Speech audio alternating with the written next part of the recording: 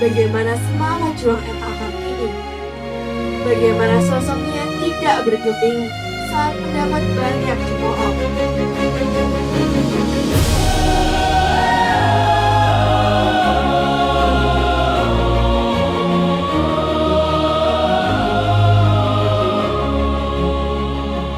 Namun tidak sedetik pun RA Kartini merasa jauh.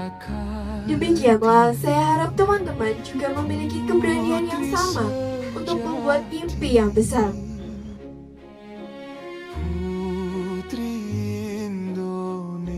Mimpi itulah yang akan menjadi pilar-pilar pembangun menuju individu yang lebih baik.